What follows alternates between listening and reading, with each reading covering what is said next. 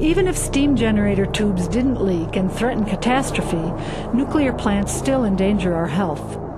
During normal reactor operations, radioactive substances are routinely produced and released to the environment. These releases are significant. Prior to 1940, less than 40 curies of radioactive material had been isolated on Earth. Now, Prairie Island releases over 500 curies of tritium into the Mississippi River every year. It releases an additional 200 curies per year of airborne radioactivity. These radioactive particles are out there in our environment where they can be ingested and inhaled. But radiation monitoring is not designed to detect this radioactivity. Public officials have no idea where radioactive emissions go or where they concentrate.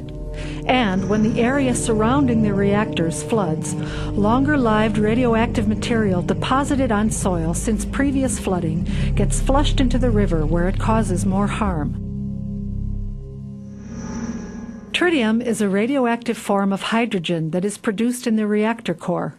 NSP releases tritium into the river where it replaces hydrogen in water.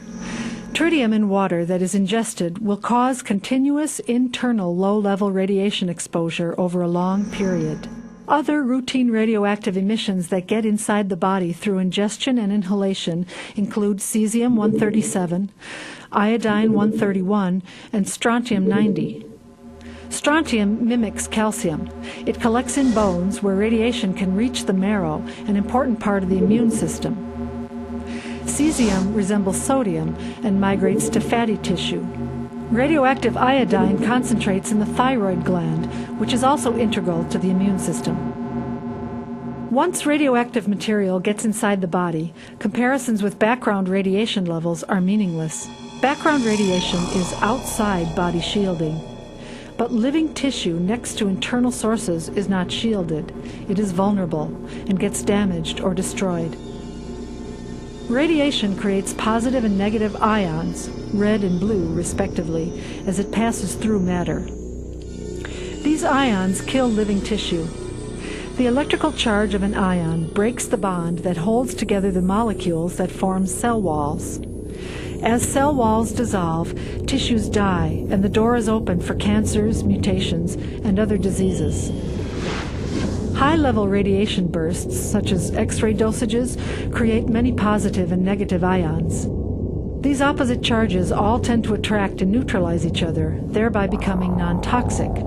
Ions that are not neutralized do their damage, but then the radiation burst is over, and the body's repair mechanisms begin the healing process. Low-level radiation, however, creates relatively few ions. Few opposite charges are available to attract each other, so there is little neutralization. Each ion, therefore, passes from one molecule to the next. As it goes, it continues breaking bonds that hold cell walls together. This destructive efficiency causes low-level radiation exposure to result in damage that is more than 1,000 times worse than the damage caused by the same amount of radiation concentrated in a high-level burst. Dr. Abram Petkow, a Canadian scientist, found that due to this efficiency, the amount of damage done by low-level exposure is dependent on the length of time living tissue spends in the radiation field, not on the relative radiation field's strength. As internal radiation pulses never stop, damage is continuous. There is no chance to heal. The destructive efficiency of continuous internal low-level exposure may explain why women living near nuclear plants experience elevated breast cancer mortality. Dr. Gould, a statistician and director of the Radiation and Public Health Project, and Dr. Sternglass, professor emeritus of radiology at the University of Pittsburgh Medical School, examined National Cancer Institute data. They found, for example, that the rate of breast cancer in counties near nuclear plants was higher than in other counties, enough higher to account for over 17,000 deaths in 5 years.